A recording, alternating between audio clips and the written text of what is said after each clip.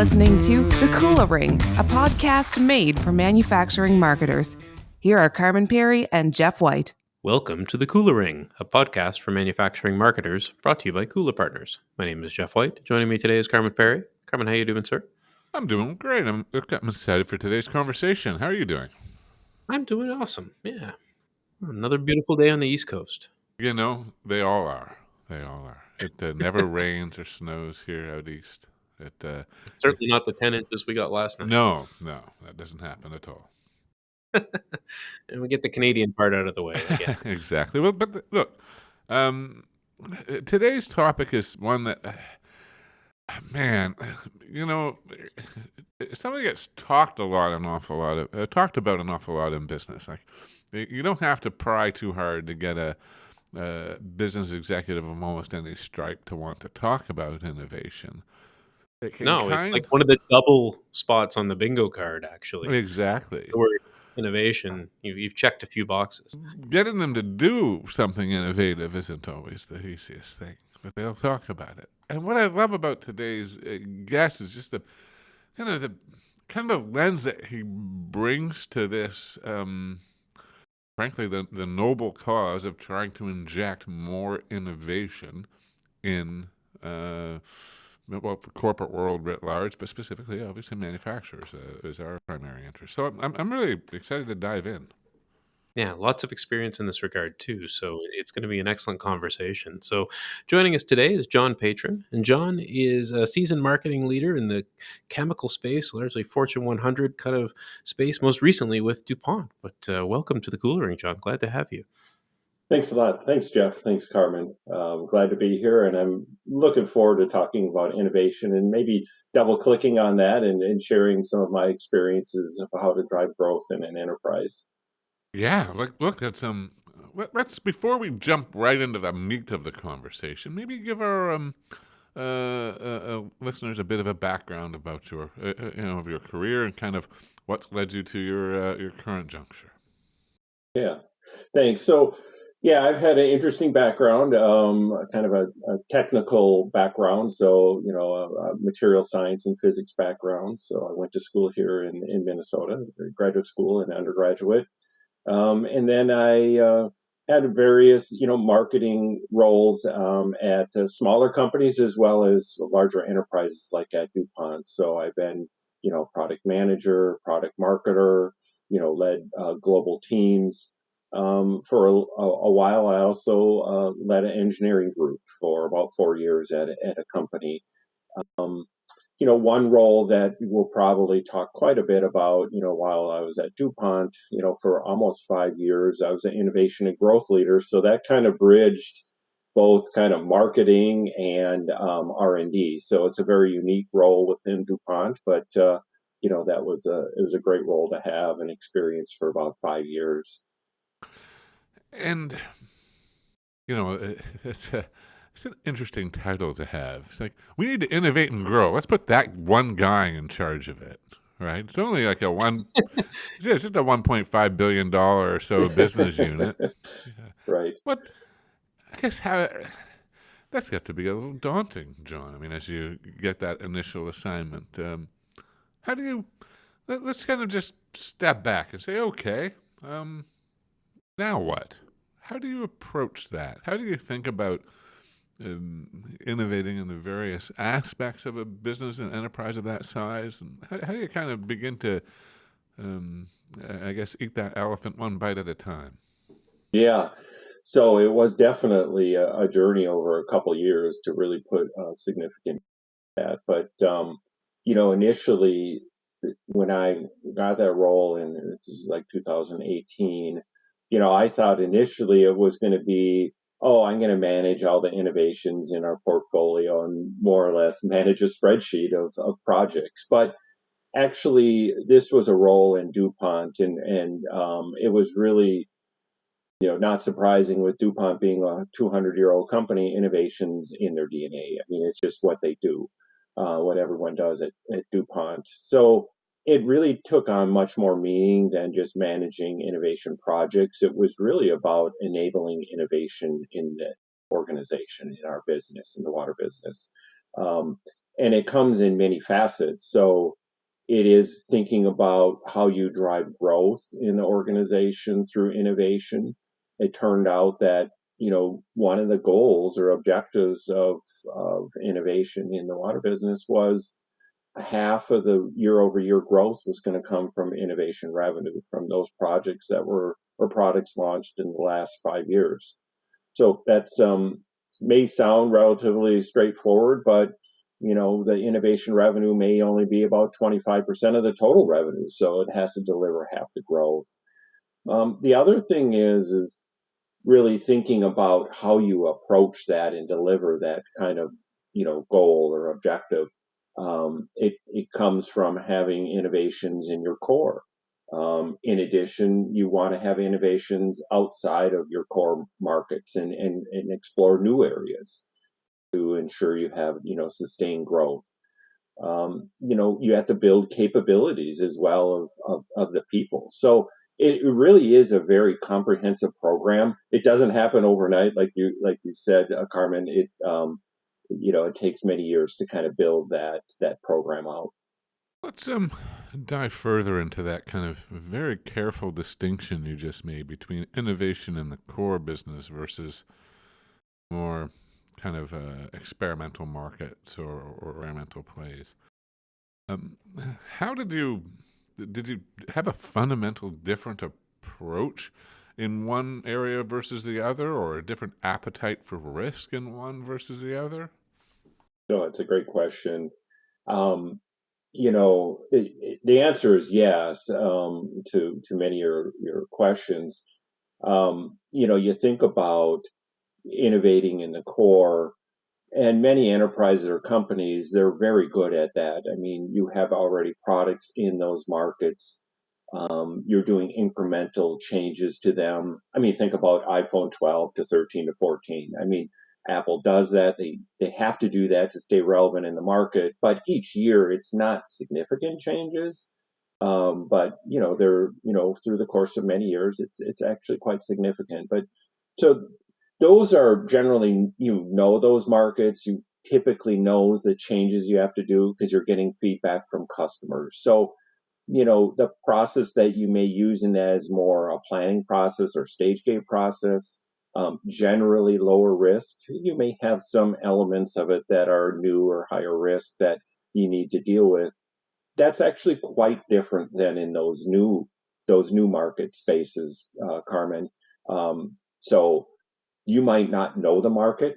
You may not even know the problem, and you have to understand, is there a problem that we can solve, that we can address? So inherently, there's just a lot of risk. And the way you approach that is, you find an opportunity, an idea, and then you start de-risking that in kind of a metered funding approach. So you don't throw a lot of people at it, and that, you prioritize your risk areas and de-risk them over time and then have further investment. So it's much like the kind of the VC model. If you think about VCs out there, they have seed stage funding, seed 1, 2, 3, and then series A, B, C, and they're just investing more money with time as the opportunity unfolds, and they've de-risked it, and it looks like a good, path for revenue generation and profitability. So the approaches are very different. That actually is what makes it kind of difficult. It takes kind of an ambidextrous thinker of, hey, I've got a portfolio of kind of things I know that will generate revenue. They may cannibalize my current products, but I have them. But now I have to think very differently about this portfolio that has a lot of risk, and opportunities may die very quickly, but it's a very different approach. I wanted to ask, and maybe this is specific to DuPont, or maybe this is sort of a thing that you think of more broadly, but where are the ideas coming from? Is it open to absolutely everyone to come forward with a concept or an idea? Is there an innovation lab where people are experimenting with new things? How is that structured, or is it just like, if you have an idea, come to us and we'll put you through this innovation process, I guess?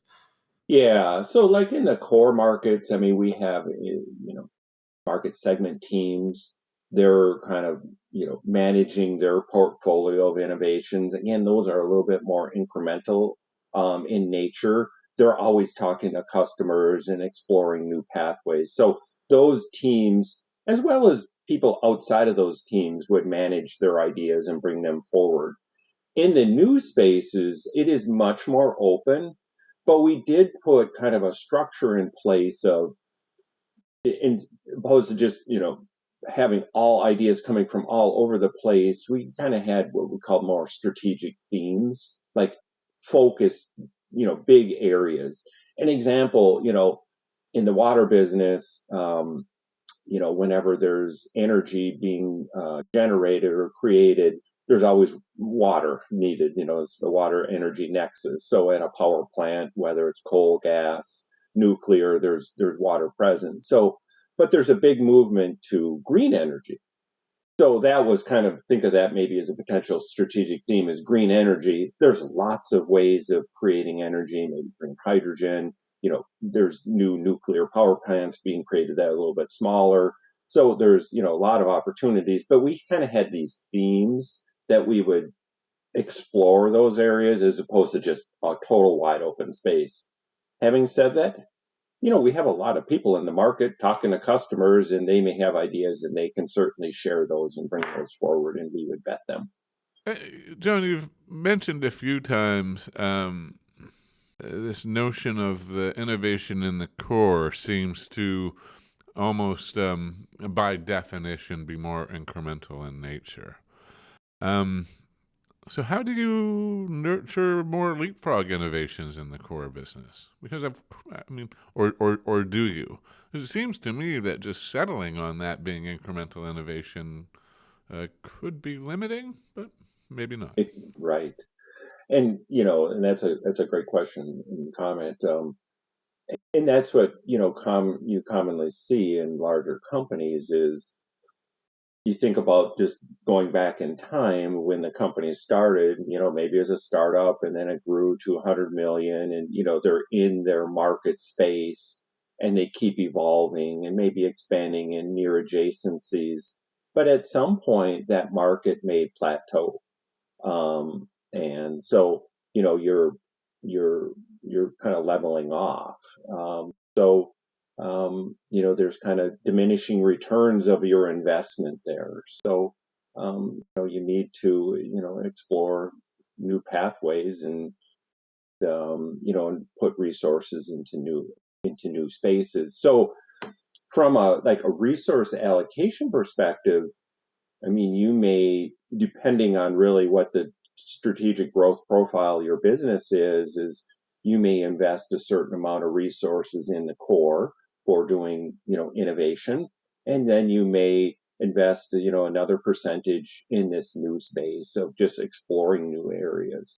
An example might be for the people, marketers, the R&D people, engineers, that are spending time in innovation. It might be 70% in the core, 30% in new, or, what you want to grow in terms of, in those new spaces. If you want to grow more there because the core is very stable, you may be 50-50. So, that's really up to the business to decide, how do I want to invest my resources and other money? And I'm sure that in your work with DuPont, but and I'm sure you surveyed other corporate entities to see how they were, managing growth, thinking about managing the innovation pipeline and things of that sort. I'm curious, did you see any kind of examples of people being very intentional about placing, kind of getting new ways of thinking being applied to old core businesses? Like, i.e., let's not seek innovation from the people that are talking to the customers every day and have been talking to them every day for the last 20 years, but a completely new, fresh lens. Any examples of that? Just curious. Yeah, I mean, I have talked to a number of companies. I mean, you may have, some companies may approach it as they actually have a group of people that don't have a lot of experience in the core, and they're just, they're not tethered to that thought or that business model, and they're very open to new areas.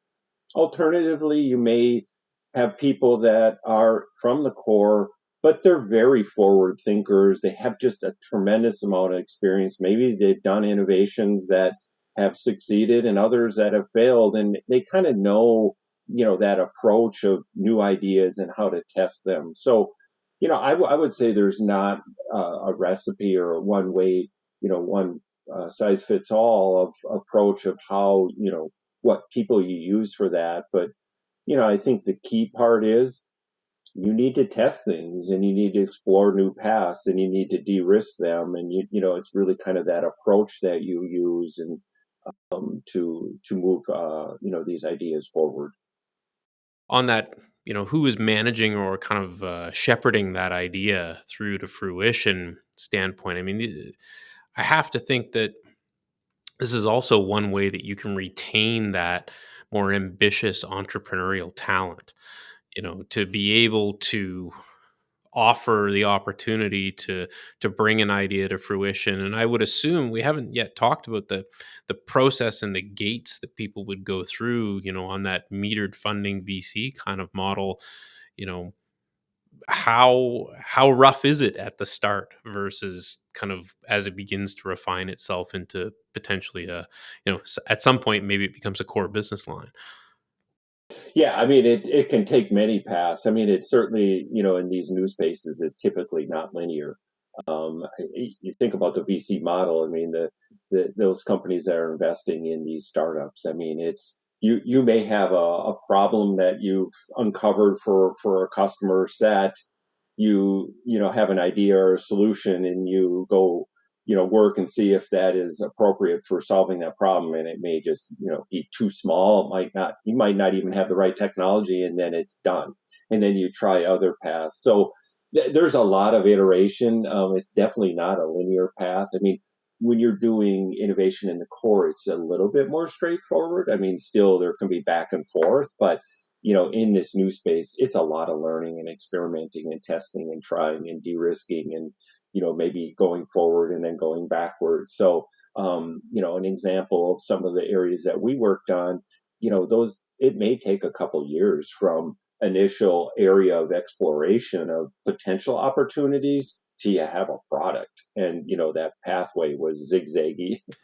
I'm sure you've seen the design squiggle Yeah, right. diagram before. It's very, very messy at the start, and then it gets linear, and then it goes all nuts again, and finally it kind of comes out the other side. So Something you mentioned earlier that's been kind of sticking with me, I want to kind of pry a bit, I guess. You'd mentioned about DuPont being like a 200-year-old company, with kind of innovation basically baked into their DNA. And then you also mentioned about kind of the upskilling of teams and to foster more innovation and growth. So I'm not saying that there's a juxtaposition there necessarily, but I'm trying to think of, okay, we've got a company, a manufacturer that in some ways is kind of built for innovation. And I think a lot of people listening to the podcast may find themselves working in companies that they believe to be a lot like that as well. But there may be still some potential that hasn't been unlocked. What did you find? Any kind of secret sauce as you looked at upskilling folks to foster more innovation and growth? Or are there blind spots that you felt needed to be better addressed, or key learnings that help move the yardsticks?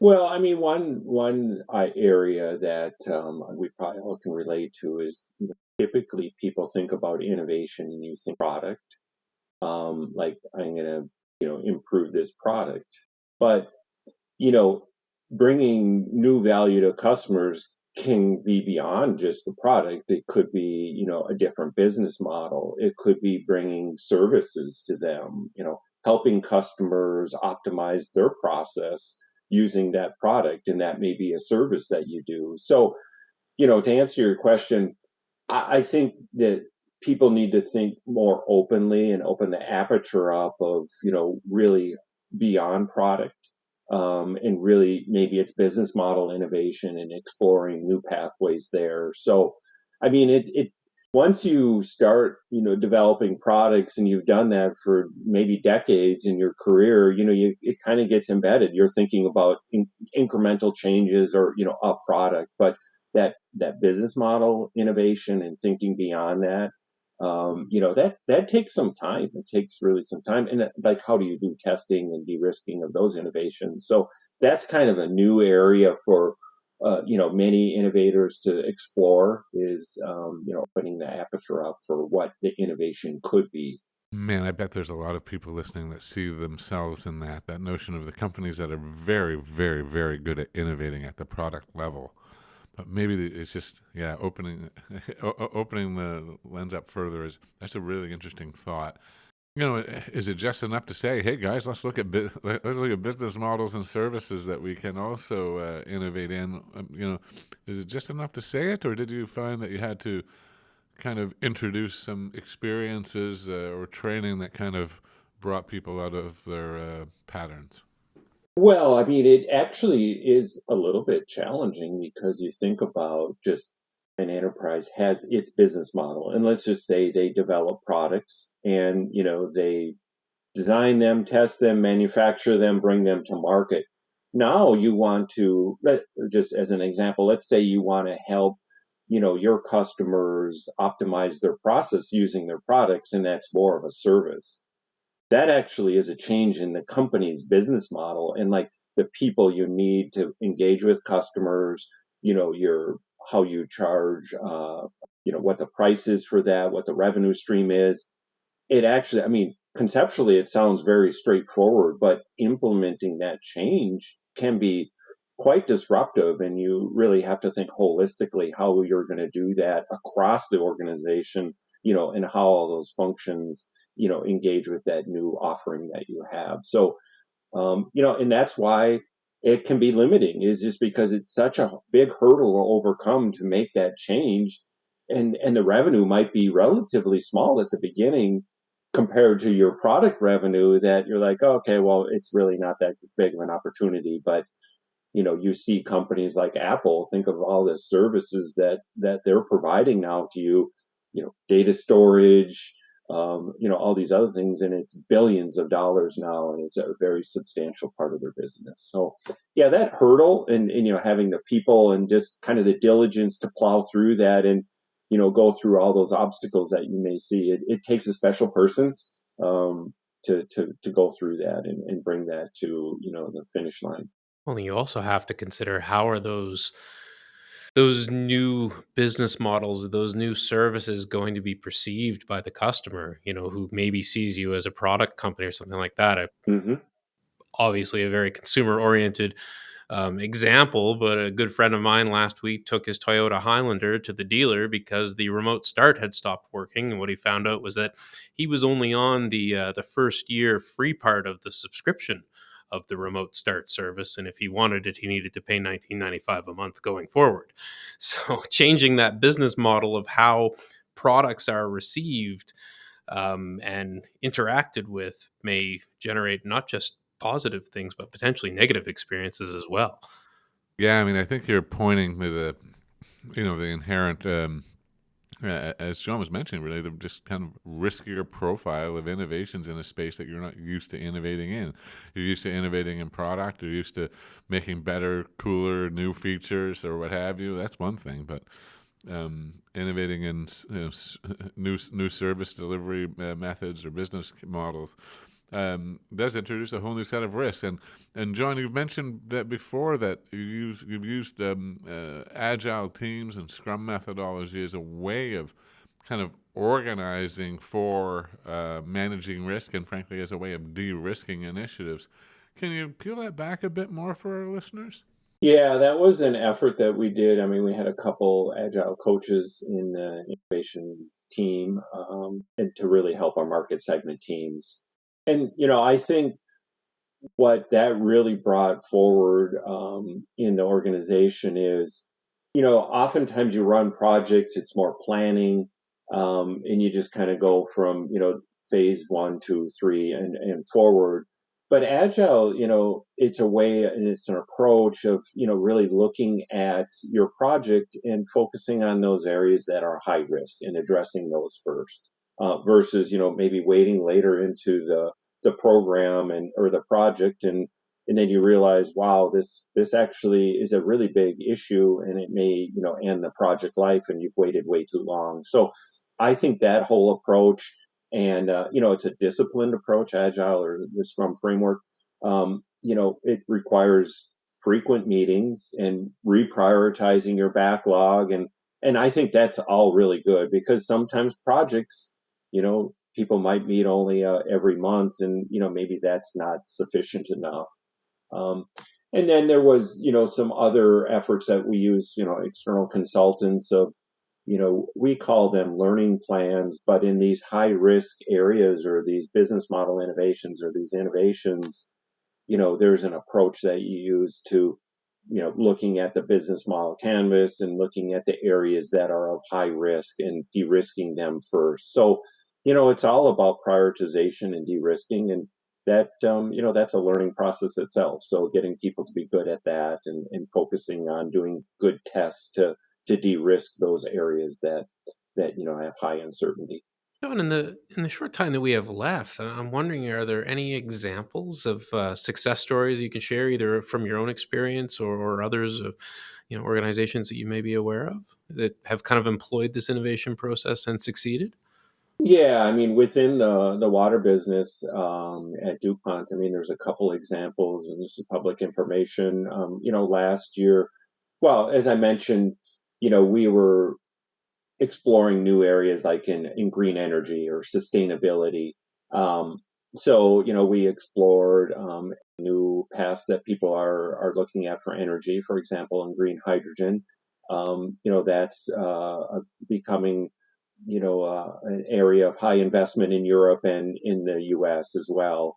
The governments are spending a lot of money in that because, it uses essentially water, splits water in two, and you have, hydrogen, which is a very clean source of energy. But we did bring forward a new product for that space for green hydrogen last year.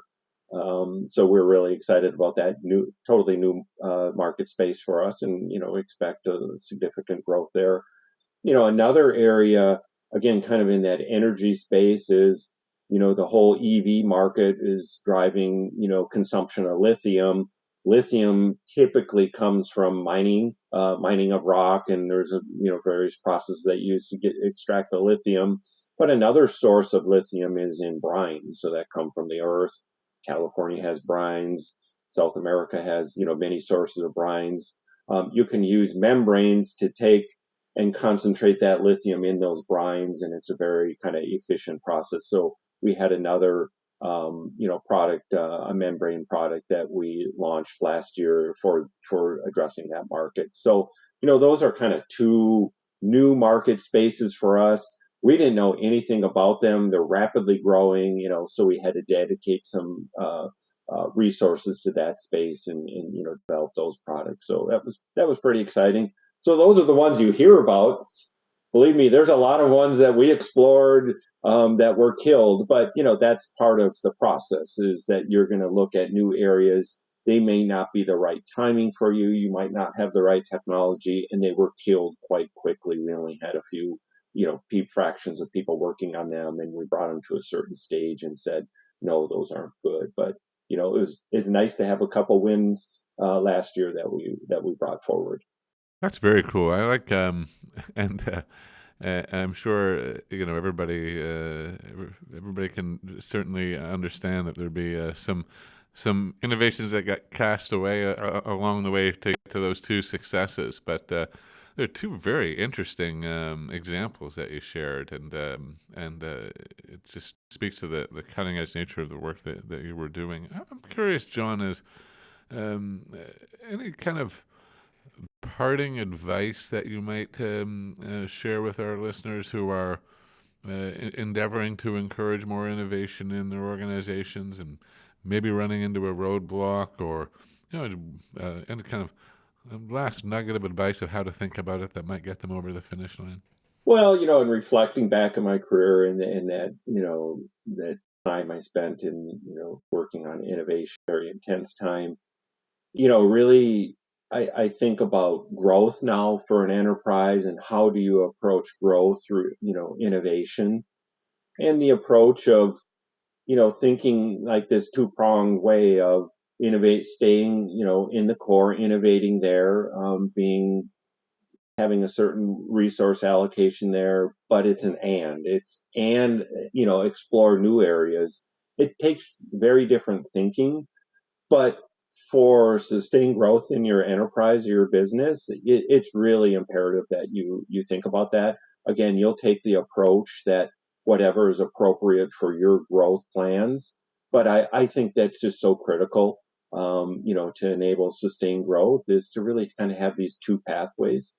And, I think all enterprises have the capabilities and abilities, within them to do that.